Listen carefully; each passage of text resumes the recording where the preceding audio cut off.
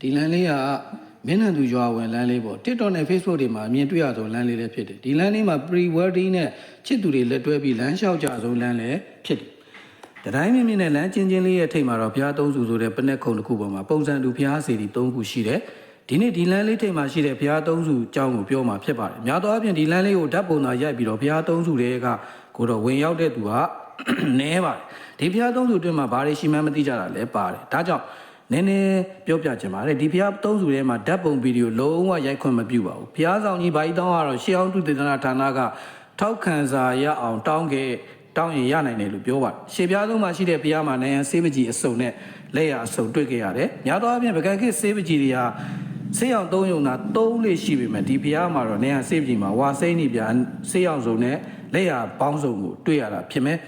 နော်ဒီဇေဒီမှာတော့လောကနတ်ယုတ်တွေနော်မြမာယုတ်တွေပန်းအလှကွက်တွေအပြင်မျိုးမီမဖော်ပြနိုင်တဲ့သရဝါတွေမနုဿိဟလိုဖိနှခွနဲ့ချင်းသိလိုကြားကောင်းလိုတာရရိษံကောင်ရဲ့သရဝါတကောင်တွေလည်းတွေ့ရတယ်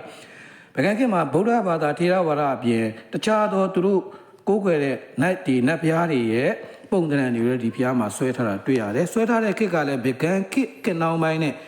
အင်းဝခေတ်ဆေးပကြီးတွေကိုရောထွေးနေတာလည်းရှိပါတယ်အထူးခြားဆုံးကတော့ပကံခေတ်နိုင်ငံကအကကွက်တွေကိုတကွက်ချင်းအသေးစိတ်ကပြနေဟန်အမူအရာပေါင်းစုံနဲ့နိုင်ငံပကြီးတွေတွေ့ရတယ်ယဉ်ကျေးမှုဌာနကဆရာမတွေရဲ့သင်ရိုးတွေကကွက်တွေဟာဒီဘုရားတွေကယူတယ်လို့ဆိုပါတယ်ဗျာနောက်တစ်ခုကတော့နန်းတော်ပါအခုနန်းတော်ကြီးကိုကြည့်ရတာရှင်မျိုးမျိုးနဲ့အတွတ်ဘုံအစင်တွေကမြင့်ပြီးတော့ပကံခေတ်ရဲ့နန်းတော်ပုံစံအမှန်ရောဟုတ်ရဲ့လားလို့ဒီဘက်နန်းတော်ကိုရောက်ဘူးတဲ့သူတိုင်းစိတ်မှာတန်တရားဖြစ်ပြီးတွေးမိကြပါတယ်ဒီနန်းတော်ရဲ့ပုံစံကိုလည်းဒီဘုရားသုံးစုရဲ့နန်းရံဘောကနေယူတာဖြစ်ပါတယ်ဗျာအကျမ်းရာထားတဲ့နန်းတော်ပုံစံနန်းရံတစ်ခုမှာတွေ့ရတယ်ဒီဘုရားကဘုရားသုံးစုရဲ့အရှိပြအယုတ်ဆုံဆေးအောင်ဆုံဘယ်ဘုရားမှမတွေ့ရတဲ့နန်းရံဆေးပကြီးတွေအယောင်တွေတော်ဆုံပြီးတော့မှအလေကဘုရားစီဒီမှာတော့မပီးသေးတဲ့ပကြီးကားလက်ရာတွေပုံကျန်းတွေရထားတဲ့အကွက်တွေဆေးမသွင်းရသေးတဲ့တပိုင်းတစပုံတွေခဲနဲ့အကျန်းဆွဲထားတဲ့အောက်လိုင်းရုပ်ပုံတွေတွေ့ရပါတယ်။ဘာကြောင့်အပီးမဆွဲခဲ့ကြတာပါလဲ။တပိုင်းတစနဲ့ဘာကြောင့်ဒီဘုရားအလေဘုရားမှာတော့ရက်ထားခဲ့ရတာလဲဆိုတာဘယ်သူမှမသိနိုင်နဲ့မဖြေနိုင်နဲ့ပကံခေတ်ရဲ့အဖြေမရှိတဲ့ဗဟေလိပု္ပ္ပစာတစ်ပုဒ်ဖြစ်ပါတယ်။အနောက်ပြားဆုံးဘုရားမှာတော့တတ္တရစီဒီမှာတော့ဘာဆေးမှရေးမထားဘဲနဲ့ဘယ်လိုနေရန်ကပုံမှန်မရှိဘဲနဲ့ဇာတာခွင်၃ခုပဲရှိနေတာတွေ့ရတယ်ဒီဇာတာတွေကလည်းဘယ်သူတွေပါလဲဒီဘုရားရဲ့နော်ဆောက်လုပ်ခဲ့တဲ့ဒါယကာတွေများလားနာမည်တချို့နဲ့အဲ့ဒီမှာရေးထားတဲ့စာပေါ့နော်ပကံခေတ်ကပဲရေးခဲ့တာလားနှောင်းခေတ်ကလူတွေထပ်ပြီးတော့မှဆွဲခဲ့တာလားမသိနိုင်ရန်ခတ်မြင့်မှာစလုံးခတ်ဆောင်းနေနဲ့ဒီခေတ်ဇာတာခွင်ပုံစံမျိုးရှစ်တောင်ကွက်တွေပါဒီဇာတာထဲမှာပါတဲ့နော်ဟို